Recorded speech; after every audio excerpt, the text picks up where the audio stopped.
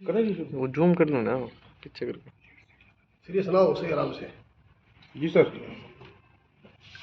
तय कर ले। अनिल गोयल, एमपीएचई एसोसिएशन हिसार, जिला प्रधान। सर आज बताएंगे क्या उद्देश्य है आपका, प्रेस वार्ता बुलाई गई है आपके द्वारा? आज ये जो प्रेस कॉन्फ्रेंस एमपीएचई एसोसिएशन द्वारा बुलाई गई है, इसका मुख्य उद्देश्य है 2/1/2019 को हरियाणा सरकार ने हमारा ग्रेड चेंज करते हुए 2400 से 4200 का लेटर हरियाणा प्रदेश के स्वास्थ्य मंत्री द्वारा जारी किया गया था। एक बहुत बड़ी लंबी लड़ाई हमने सरकार के खिलाफ 24 दिन का आंदोलन 2018 में किया था। उसके बाद सरकार ने हमारा 2400 से 4200 करते हुए एक लेटर जारी किया था, जिसमें हमारे समझौते में जब स्वास्थ्य मंत्री से हमारी पंचकुला के अंदर मीटिंग हुई, उसमें समझौते में स्वास्थ्य मंत्री ने बोला था कि जो हमारे एनएचएम के कर्मचारी हैं जिनका ग्रेड जो है 2400 था और 4200 जो हरियाणा सरकार ने पत्र जारी किया था, उस समय स्वास्थ्य मंत्री ने यस किया था कि हम स्वास्थ्य विभाग के एमपीएचई के जितने एम्प्लॉयज हैं सबका ग्रेड चेंज करते हुए 4200 ग्रेड देने की हामी हरियाणा सरकार ने भरी थी। लेकिन 2018 को आज बीते हुए 5 साल के करीब हो चुके हैं, लेकिन हरियाणा सरकार जो हमारे एनएचएम के कर्मचारी हैं, जो 1998 से एक प्रोजेक्ट सरकार ने शुरू किया, उसके बलबूते आज तक हमारे जो एनएचएम के कर्मचारी हैं वो पिछड़े हुए हैं। आज भी उनकी जो सैलरी है वो नाम मात्र है, 9200 रुपये आज हरियाणा प्रदेश सरकार उनको सैलरी के रूप में दे रही है। उसके साथ साथ अभी हम एक बहुत बड़ी महामारी से गुजरे हैं।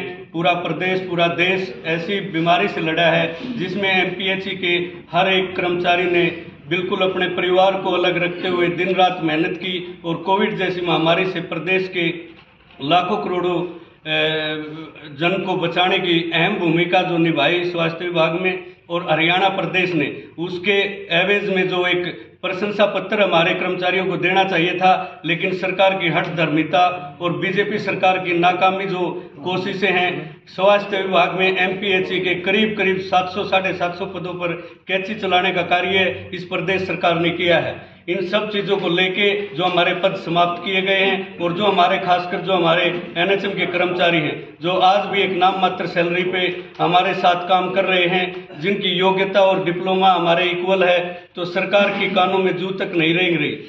वैसे तो इस प्रदेश और देश के प्रधानमंत्री अभी पीछे हमने देखा कि घोषणा की कि 2025 तक हम इस देश और प्रदेश को मलेरिया और टीबी मुक्त करने जा रहे हैं, लेकिन मैं आप साथियों के माध्यम से सरकार को चेता देना चाहता हूं कि वो इतनी बड़ी महामारी को जब इसको खत्म करने की बात इस देश के प्रधानमंत्री और इस प्रदेश के मुख्यमंत्री ने जो घोषणा की है 2025 तक, अगर इस तरह हमारे पदों पर कैंची चलाई जाएगी और इस तरह हमारे पद समाप्त किए जाएंगे तो स्वाभाविक है कि हम इन बीमारियों से छुटकारा नहीं पा सकते।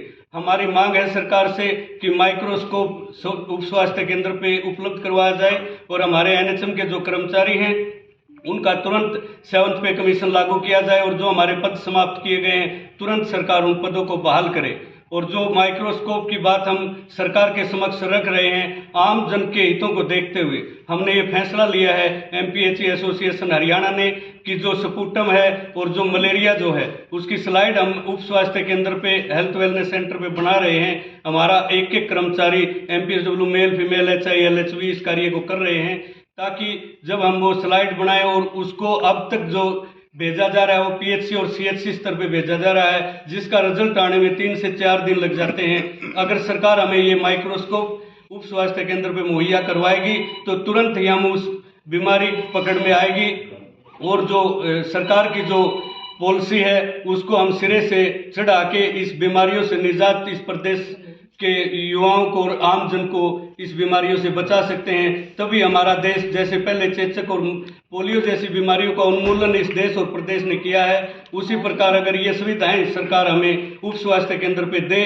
तो हम सरकार के कदम से कदम मिला के इन बीमारियों से इस प्रदेश और देश को मुक्त करने का कार्य कर सकते हैं। टीबी और मलेरिया को हम 2025 तक खत्म करने के प्रयास एमपीएचई एसोसिएशन के कर्मचारी जिस प्रकार कोविड में दिन रात मेहनत करके की थी, उसी प्रकार हम इस बीमारी से भी निजात इस प्रदेश को दिलवा सकते हैं। आपने सर जो बात की कि सरकार से आपने डिवाइस की मांग की है, सरकार को आपने कभी बताया कि हमें ये चीज़ चाहिए और सरकार का क्या रवैया था? हमने इस सरकार को, बीजेपी सरकार को करीब 32 से 33 रिमाइंडर हमने भेज चुके हैं। हम हमारी मांगों के प्रदेश के स्वास्थ्य मंत्री के नाम, हमारे डिपार्टमेंट की डीजी महोदया के नाम और इस प्रदेश के मुख्यमंत्री के नाम 30 से 32 लेटर हम भेज चुके हैं, लेकिन सरकार जो है वो बातचीत तो दूर की बात है, हमारे लेटरों का आज तक कोई वापसी जवाब नहीं दिया है इस प्रदेश सरकार द्वारा। तो आपकी ये जो मांग है, अगर इस पे कोई कार्रवाई नहीं करती या मांगों को पूरा ना करती तो सरकार क्या करेगी? कल एमपीएचई एसोसिएशन के सैकड़ों कर्मचारी सीएमओ के माध्यम से एक विरोध दर्ज करवाते हुए इस प्रदेश सरकार के खिलाफ हम एक मांग पत्र हमारा इस प्रदेश के स्वास्थ्य मंत्री और मुख्यमंत्री के नाम भेजेंगे। अगर सरकार हमारी इस प्रदर्शन से भी नहीं चेतती तो स्वाभाविक है कि एमपीएचई एसोसिएशन एक बड़े आंदोलन की घोषणा करने से गुरेज नहीं करेगी। जिस प्रकार पहले हमने एक 24 दिन की लंबी लड़ाई लड़ी थी, कलम छोड़ो हड़ताल हमने की थी, सरकार चाहे कितने ही हथकंडे अपना ले, चाहे हमें जेलों में डाले, चाहे सस्पेंड करे, टर्मिनेट करे, हम इन सब चीज़ों से नहीं डरने वाले। सरकार समय रहते हमारी मांगों पर विचार करे, अन्यथा हम एक बड़े आंदोलन का बिगुल फूंकने हरियाणा प्रदेश में जा रहे हैं।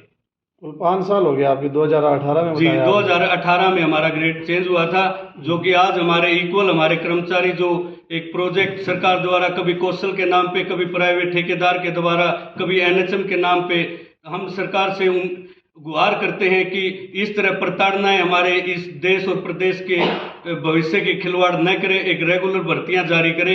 जो एनएचएम में हमारे कर्मचारी लगे हुए हैं, तुरंत इनका ग्रेड जो है चेंज करते हुए 4207 पे कमीशन लागू करने की घोषणा ये प्रदेश सरकार करे।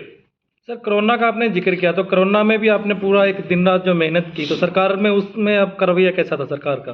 सरकार का रवैया जो है, हमने बिल्कुल हमारे बिस्तर जो हैं, आपने पता है आम जन ने अपने बेटा बेटी माँ बाप को भी अलग कमरे में अलग करने का कार्य इस कोविड जैसी महामारी में किया था, लेकिन हम आपके द्वारा आपने भी हमारा बड़ा सहयोग किया था इस इतनी बड़ी महामारी में।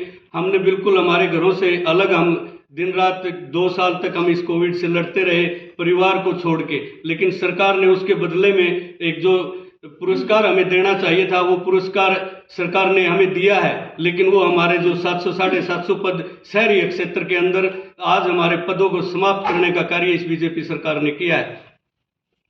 आप जो कह रहे थे कि 5 साल हो गए आपका जो ग्रेड पे नहीं लगा है, तो अगर हम नॉर्म की बात करें तो कितने टाइम में लगना चाहिए था ये नॉर्म? तो जैसे सबसे पहले जो सरकार ने घोषणा की हमारा 2400 से 4200 किया, उसके तुरंत बाद जब भी कोई ग्रेड चेंज होता है वो रेगुलर कर्मचारी के ऊपर लागू होता है, और रेगुलर कर्मचारी के ऊपर लागू होने के तत्पश्चात उसके उपरांत 1 मंथ के अंदर हमारे एनएचएम के एम्प्लॉइज पे ये लागू होना चाहिए था, जो सरकार ने करीब 5 साल हो चुके हैं, लेकिन टस से मस ये प्रदेश सरकार नहीं है। 5 साल का आपने काफी लंबा समय निकाल दिया इस बार, इस दौरान हमने बार बार पत्राचार इस सरकार से किया। एमपीएचई एसोसिएशन हमेशा सदैव बातचीत से मसले हल करने में पूर्ण विश्वास रखती है, लेकिन सरकार जो है वो मजबूर कर देती है कर्मचारी को अपने हकों को लड़ने के लिए, और मजबूर कर देती है इस तरह के फैसले लेने के लिए। तो स्वास्थ्य मंत्री से भी कभी आपकी मुलाकात हुई इस बारे में? हमने अम्बाड़ा के अंदर 2-3 बार हमारी राज्य प्रधान रानी गहलोत के नेतृत्व में हमारा एक प्रतिनिधि मंडल स्वास्थ्य मंत्री से अम्बाड़ा में मिला था, और स्वास्थ्य मंत्री ने हमें आश्वासन दिया था कि जल्द ही हम स्वास्थ्य विभाग के सभी उच्च अधिकारियों के साथ बैठ के आपकी मीटिंग करेंगे और आपकी समस्याएं हैं वो दूर करने का कार्य करेंगे। लेकिन उस बात को भी करीब 1 साल होने को है, आज तक हमारी मीटिंग प्रदेश सरकार द्वारा नहीं बुलाई गई। आपने अपने बैनर पे इंकलाब जिंदाबाद का नारा लगा रखा है सर। जी, इंकलाब तो क्रांति के लिए बोला जाता है, तो आप क्रांति का ही एक बिगुल बजा रहे हैं। क्रांति, इससे बड़ी क्रांति मेरे हिसाब से जो स्वास्थ्य विभाग जो क्रांतिकारी की बात हमारे साथी ने की है, इससे बड़ा उदाहरण और क्या होगा। जो कोविड में अपने माता पिता तक को छूने को आदमी मजबूर थे, और हम स्वास्थ्य विभाग के कर्मचारी बिना अपने परिवार और बच्चों की तरफ ना देखते हुए हमने इस इतनी बड़ी बीमारी से बिल्कुल हमने जो पॉजिटिव केस आए उनको उठाने का कार्य किया, और इससे बड़ा क्रांतिकारी का उदाहरण एमपीएचई एसोसिएशन क्या दे सकती है। तो एसोसिएशन की आगे की क्या आपकी कार्यप्रणाली रहेगी, कैसे आप आगे डिसीजन लेंगे सर? आगे हमारा कल स्वास्थ्य मंत्री के नाम ज्ञापन है पूरे प्रदेश के अंदर 4-4, 5-5 जिलों के हम हर सप्ताह ऐसे ज्ञापन जारी कर रहे हैं। अगर सरकार ने हमारी मांगे नहीं मानी तो एक बहुत बड़े आंदोलन की घोषणा एमपीएचई एसोसिएशन द्वारा की जा सकती है। आपकी एसोसिएशन के तहत जो कर्मचारी आते हैं किस तरह का कार्यभार देखते हैं स्वास्थ्य विभाग में? स्वास्थ्य विभाग के जो कर्मचारी हैं वो बर्थ से लेकर डेथ तक का उन पे कार्य होता है। जैसे ही बच्चे का जैसे ही कोई शादी होती है, जैसे न्यू कपल जो होता है तब से हमारा कार्य शुरू होता है। प्रेग्नेंट होती है उसकी 4 विजिटें हमारी एएनएम बहनजियों द्वारा की जाती है और उसके बाद जो भी फैसिलिटी तत्परता से दी जाती है, जैसे टीटी का इंजेक्शन है या 4 जो जांच एक एएनसी की एक गर्भवती लेडी की होती है वो हमारे स्वास्थ्य विभाग द्वारा की जाती है। उसके तुरंत बाद जैसे ही डिलीवरी होती है, बर्थ होता है, एट बर्थ पे एक बीसीजी का और इस तरह के इंजेक्शन पोलियो की जो ड्रॉप है वो हमारे स्वास्थ्य विभाग द्वारा दी जाती है और करीब 15 साल तक हम बच्चे की इम्यूनाइजेशन करते हैं। अभी एक बजट जो लागू किया गया है, बजट सत्र था अभी, तो उस बजट में भी आपके लिए कुछ नहीं बोला गया?